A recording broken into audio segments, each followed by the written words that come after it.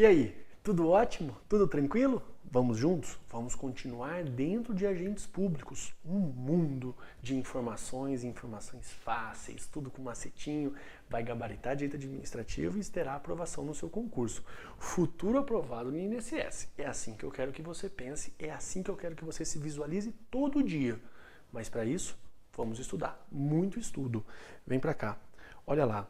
Então, dentro daquilo que diz respeito à nossa aula de número 19, nós falávamos na aula passada dos requisitos da estabilidade. Então, é provável que apareça para você que para ser estável, basta o cumprir de 3 anos de estágio probatório. Mentira! Tem avaliação especial de desempenho. Então, cuidado com isso. Ótimo. E aprovação prévia em concurso público é subentendido, né? Se não tiver aprovação, fica difícil. Agora nós temos que visualizar aquele papo que, de um lado, eu falo de cargo em comissão,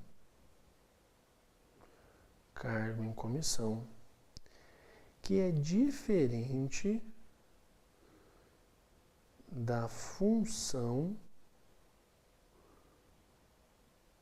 de confiança.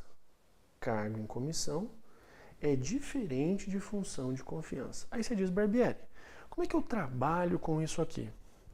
Isso é questão clássica de prova objetiva, é pegadinha, você nunca mais vai errar.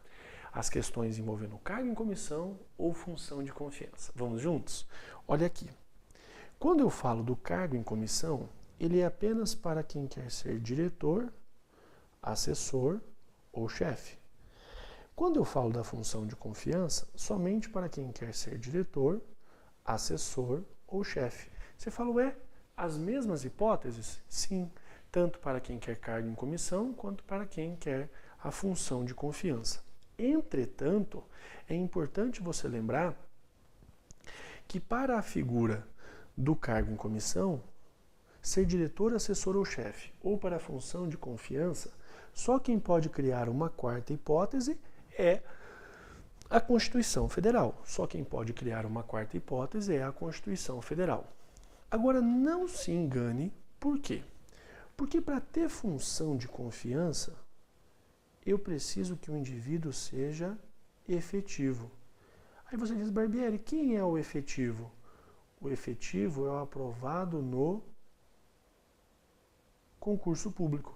Efetivo é aquele indivíduo que foi aprovado no concurso público. E como é que funciona a função de confiança?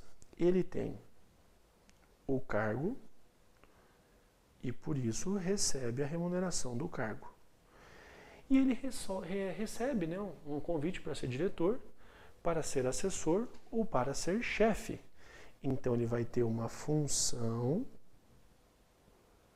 e, ao final do mês, ele recebe mais uma grana pela função. Como é que fica o resultado dele no mês, o final do mês dele? Ele tem 2 vezes uma remuneração. A remuneração do cargo, suponha R$8.000, mais a remuneração da função, mais R$2.500. Então, ao final do mês, ele recebe R$10.500. Na função de confiança, eu somo as remunerações? Somo as remunerações. Na função de confiança, nós vamos somar as remunerações.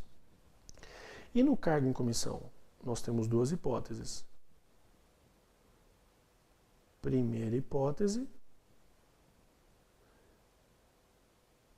segunda hipótese. Na segunda hipótese, sem vínculo. Na primeira hipótese, com vínculo. É aqui que muita gente se embanana, né? A redação do artigo 37 do cargo em comissão, ela não é a melhor mesmo. Vamos lá? Pega para mim o artigo 37 da Constituição Federal. Olha aqui. Inciso 5º. As funções de confiança exercidas exclusivamente por servidores ocupantes de cargo efetivo e os cargos em comissão, olha só, a serem preenchidos por servidores de carreira? Pode. Nos casos, condições e percentuais mínimos previstos em lei destinam-se apenas às atribuições de direção, chefia e assessoramento. Então, há só para ser diretor, assessor ou chefe, quer seja no cargo em comissão, quer seja na função de confiança. Aí eu lhe pergunto, que papo é esse de com vínculo ou sem vínculo? 99% das questões falam da função de confiança e ligam a palavra efetivo. E o cargo em comissão sem vínculo, livre nomeação e livre exoneração. Já vamos marcar então logo de cara. Falou para você de função de confiança, falou para você da função de confiança, você já vai lembrar que quando eu trabalho com a função de confiança, você vai ter que encontrar a palavra efetivo. É quem foi aprovado no concurso público, senão não pode ter função. Quem não foi aprovado no concurso público vai ter cargo. Ótimo. Tendo cargo em comissão, ele pode ser sem vínculo. Então, cargo em comissão é de livre nomeação e livre exoneração. Tanto nesse caso, quanto nesse caso aqui, ó, livre nomeação e livre exoneração. Perfeito. Acontece, imagina só a cena, né? Imagina a seguinte situação. Eu sou analista da Justiça do Trabalho. A Dilma veio até Curitiba tomar mais uma vaia. E aí, brincadeira, Dilma, brincadeira, né? Coraçãozinho para Dilma. E aí o que acontece? Eu e Dilma trocamos olhares. Paixão à primeira vista. Você fala, Barbieri, onde é que você está com a cabeça, meu filho? A Dilma parece aquele bichinho do Guerra nas Estrelas, né? Dá uma depiladinha nele que fica igualzinha a Dilma. Aí, o que aconteceu? Dilma se apaixona por mim, eu me apaixono por Dilma. Imagina acordado lá da Dilma. Nossa Senhora. E ela fala, escolha um ministério. Você é um homem da minha vida. Eu falo, presidenta, você é a mulher da minha vida. Lá vou eu para Brasília. Mas eu tenho um cargo? Tenho. Eu sou analista. Ah, o que acontece? Eu me afasto do cargo, me afasto da remuneração. Primeira hipótese, com vínculo. E você carga em comissão na Administração Pública Federal.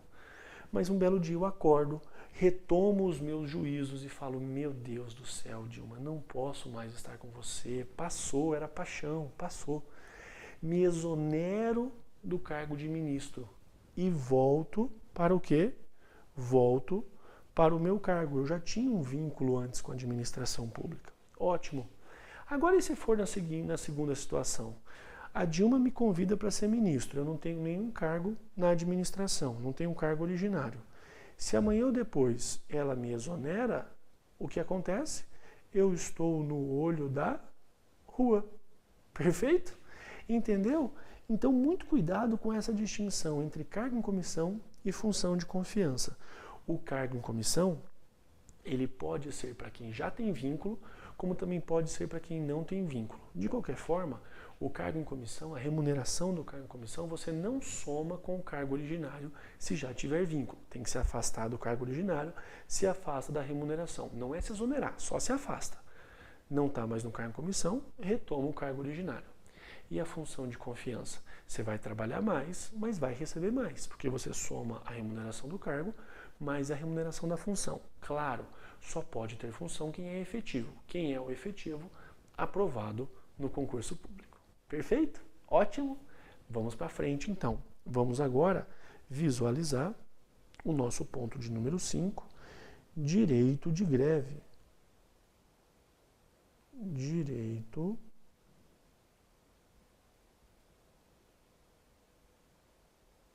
de greve. Como é que eu trabalho com o direito de greve? O direito de greve é bem simples.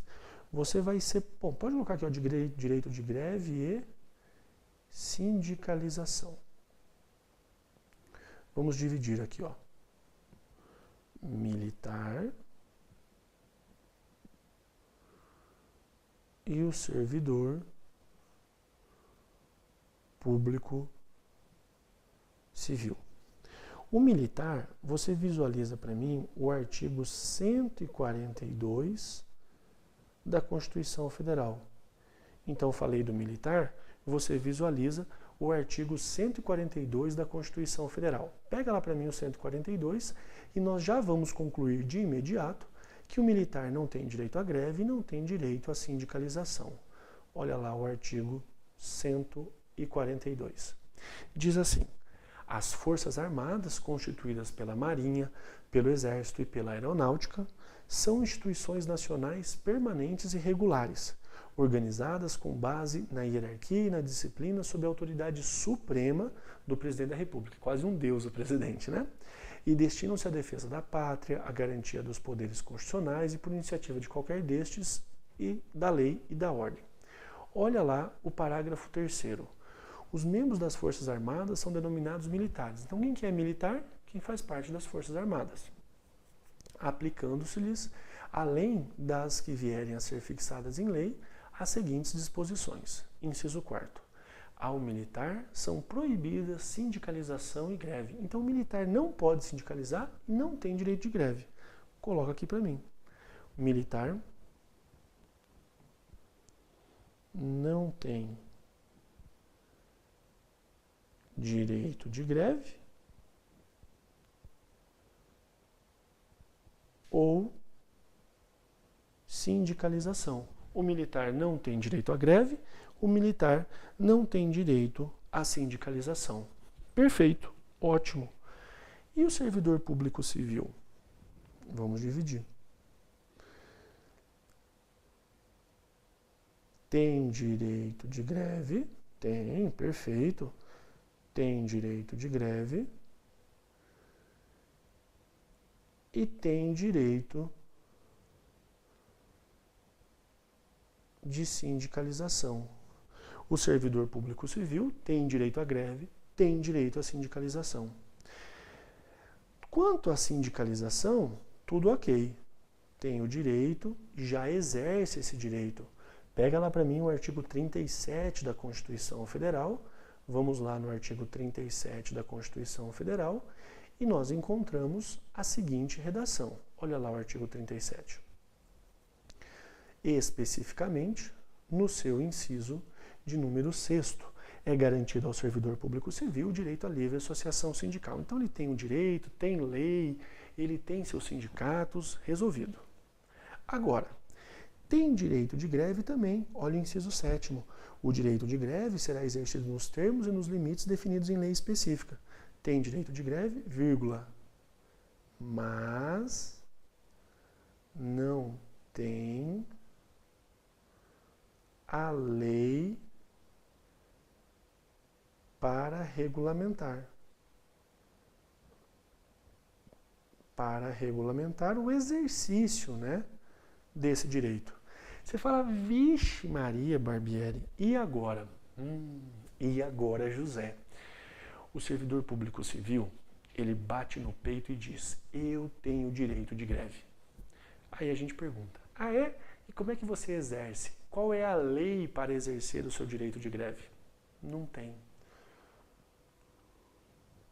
O Supremo Tribunal Federal se emputeceu, falou, pode parar, o Congresso Nacional não faz porcaria nenhuma, né? Trabalha terça, quarta e quinta, né? Muito tempo trabalho. E até hoje nós não temos a lei de greve do particular. Perdão, até hoje nós não temos a lei de greve do servidor público civil. Sabe o que o Supremo Federal fez? Pegou a lei geral de greve do particular e aplicou ao servidor público civil, naquilo que for cabível. Então o Supremo pegou a lei geral de greve do particular e aplicou ao servidor público civil, naquilo que for cabível. Olha que interessante. Serviços públicos essenciais não podem ser paralisados. Então, por exemplo, posso ter greve em hospital público? Pode, desde que UTI, operações e atendimentos emergenciais sejam mantidos. Paralisa um pedaço do serviço, o outro pedaço é prestado. Posso ter greve no serviço de transporte de pessoas? Posso. Uma parte dos ônibus ficará na garagem, a outra parte atende a população, porque um serviço público essencial não pode ser paralisado 100%. Essa é a noção que você tem que ter. O direito de greve do servidor público civil existe, mas a lei que regulamenta esse direito não existe. E o que nós vamos fazer? Simples. Nós pegamos a Lei Geral de Greve do Particular, aplicamos ao servidor público civil, vírgula, naquilo que for compatível. Porque, com base no princípio da continuidade, serviço público essencial não pode ser paralisado integralmente. Nós tivemos há pouco a greve dos metroviários de São Paulo e o Justiça do Trabalho determinou, pode prestar esse serviço. Uma parte faz greve, mas todo mundo não. Tivemos a greve no transporte público nas cidades do Nordeste, a Justiça determinou, uma parte dos ônibus vai à rua, a outra parte fica nas garagens. Não pode paralisar 100%. Fácil? Entendeu? Então, cuidado com o direito de greve do servidor público. O resumo da ópera: tem o direito de greve, mas não tem a lei que regulamenta. Então, o Supremo pegou a Lei Geral de Greve do Particular e aplicou o servidor público civil naquilo que for cabível. Beleza? Lindo? Então, vem para cá. Vamos para frente. Já sabemos o direito de greve, já sabemos a questão da sindicalização também. Comparamos o militar, né? Vou até colocar aqui, ó. O militar, ele não tem direito à greve e não tem direito à sindicalização. Cuidado com isso. Todo e qualquer agente público tem direito de greve e sindicalização. Mentira. O militar não. Então, muito cuidado. Se a prova falar só servidor público, você pode presumir que é o servidor público civil. Perfeito. Vamos para frente. Ponto de número 6. Agora eu quero trabalhar com você a acumulação lícita de cargos. Acumulação lícita é a mesma coisa que acumulação remunerada. O que nós temos que entender? A regra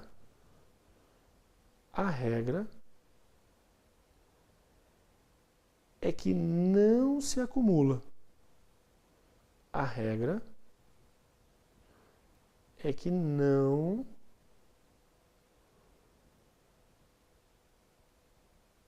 se acumula. Ah, então pera lá.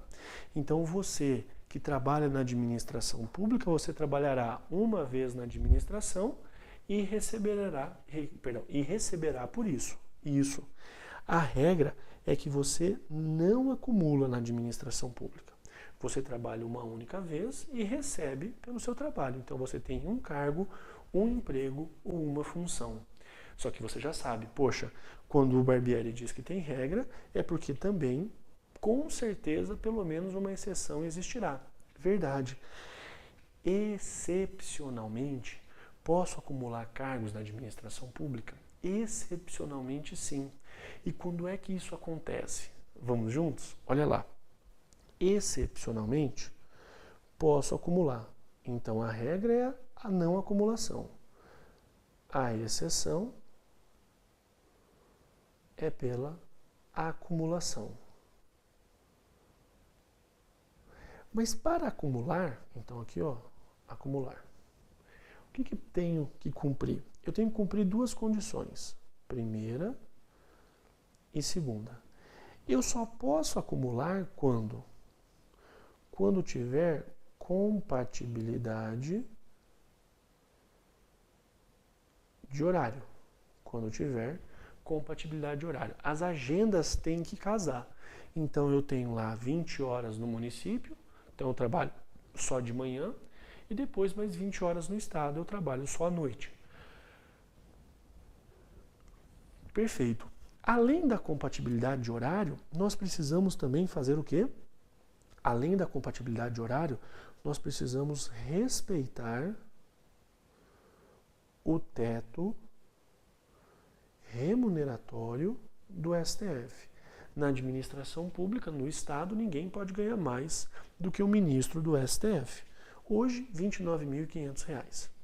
Aí você diz, Barbieri, eu cumpri as duas condições. Eu tenho compatibilidade de horários e, somando a remuneração dos dois cargos, eu não ultrapasso o limite do STF.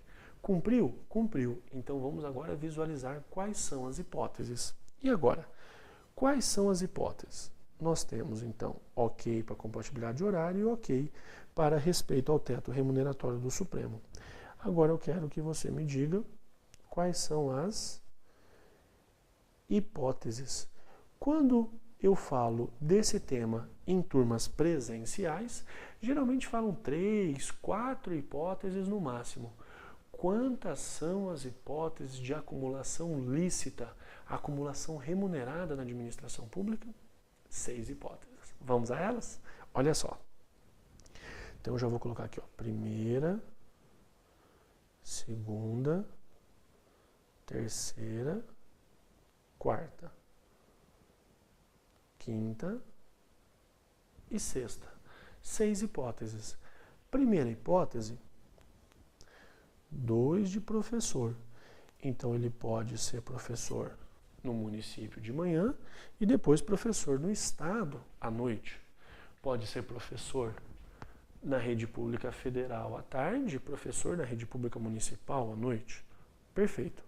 Segunda hipótese, uma de professor mais uma de técnico. O técnico aqui é o cientista, é o pesquisador. Então ele dá aula na USP de manhã e à tarde ele é cientista da USP, sem problemas. Terceira hipótese, ele acumula 2 da área da saúde. Só 2 da área da saúde está errada, vírgula, com profissões regulamentadas. Então, 2 da área da saúde com profissões regulamentadas. Perfeito. Agora sim, só se cair na sua prova falando que é da área da saúde, é o que eu brinco. Não basta andar de branco, né? Porque pai de santo e açougueiro também resolveria o nosso problema. Então, temos que ter o indivíduo que é da área da saúde e ainda com a profissão regulamentada. Olha lá o inciso 16, artigo 37. É vedada a acumulação remunerada de cargos públicos, exceto quando houver compatibilidade de horários, observado em qualquer caso disposto no inciso da remuneração do ministro do STF. Aí temos 2 cargos de professor, um cargo de professor e outro de técnico ou científico, 2 cargos, empregos privativos de profissionais da área da saúde com profissões regulamentadas e ainda nós temos aqui a possibilidade do indivíduo ser servidor, se candidatou e está eleito vereador, tendo compatibilidade de horário, soma as remunerações desde que não ultrapasse o teto remuneratório do STF. E o que ultrapassar o teto ele perde. Depois ele pode ser também membro do Ministério Público e dar aula numa instituição pública. E também pode ser membro do Poder Judiciário, pode ser juiz, desembargador e dar aula também numa instituição pública. Perfeito? Então eu tenho o Ministério Público e o Judiciário juntamente com o cargo de professor de instituições públicas. É assim que nós trabalhamos com a acumulação lícita de cargos na administração pública. Olha o que diz o inciso 17.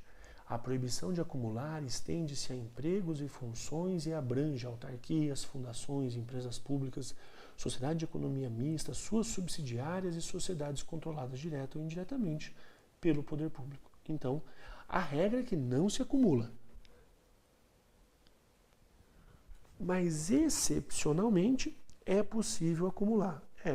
Desde que cumpra com as 2 condições, só pode acumular se tiver compatibilidade de agenda, de horários, e não pode superar o teto remuneratório do STF quando somar as remunerações. E ainda, claro, né, você só pode acumular até 2 cargos, mais que isso não dá, né? Sempre nessas hipóteses. E quem é que pode criar mais uma hipótese? Sempre, então, somente a Constituição Federal, tá ok? Sempre, então, somente a Constituição Federal pode criar mais uma hipótese. Lindo, perfeito. O servidor que se candidata e está eleito para o mandato eletivo, como é que nós trabalhamos com isso? Vem comigo, olha aqui. Ponto de número 7 é o servidor e o mandato eletivo. Então, o indivíduo é servidor, se candidatou e está eleito. Como é que nós trabalhamos? Eu tenho, nesse caso, o seguinte quadro: mandato eletivo. O mandato eletivo nós vamos dividir em federal, distrital e estadual. É o artigo 38 da Constituição Federal. E do outro lado, no mandato eletivo municipal. No mandato eletivo municipal, pode ser para prefeito, como também pode ser para vereador. Cuidado com essa pegadinha. No município eu tenho tanto o cargo eletivo de prefeito, como também de vereador. Vamos lá no artigo 38. Olha como fica fácil. Ao servidor público, bem tranquila as cobranças sobre o artigo 38. Ao servidor público da administração direta, autárquica e fundacional, no exercício de mandato eletivo, aplicam-se as seguintes disposições. Inciso 1º. Tratando-se de mandato eletivo federal, estadual ou distrital, fica afastado do seu cargo, emprego ou função. Exerce o mandato, recebe pelo mandato e ponto final. Então aqui, na primeira hipótese, detentor de mandato federal, distrital ou estadual, se afasta do cargo nos termos do artigo 38, inciso 1º da Constituição Federal. Olha se for prefeito, olha lá. Investido no mandato eletivo, investido no mandato de prefeito, será afastado do cargo, emprego ou função, mas ele opta pela remuneração. Eu sou servidor, me candidatei, agora sou prefeito. Deixo de exercer as atividades como servidor, mas opto pela remuneração. Então aqui, o prefeito está no artigo 38, inciso 2º da Constituição Federal. Lembra que ele vai optar pela remuneração. E o vereador, ele pode ter com compatibilidade, assim como pode ter também sem compatibilidade.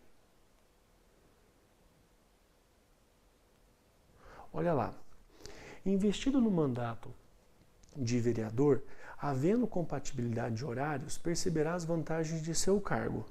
Então, 38, inciso 3º da Constituição Federal, emprego ou função sem prejuízo da remuneração do cargo eletivo. E não havendo compatibilidade, será aplicada a norma do inciso anterior. Sem compatibilidade, 38, inciso 3º,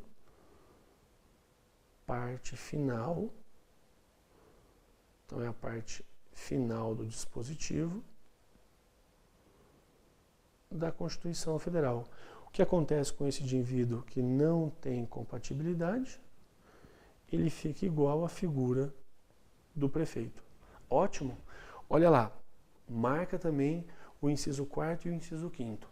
Em qualquer caso que exija o afastamento para o exercício de mandato eletivo, seu tempo de serviço será contado para todos os efeitos legais. Tudo, tudo, tudo, tudo? Não, cuidado, exceto para promoção por merecimento.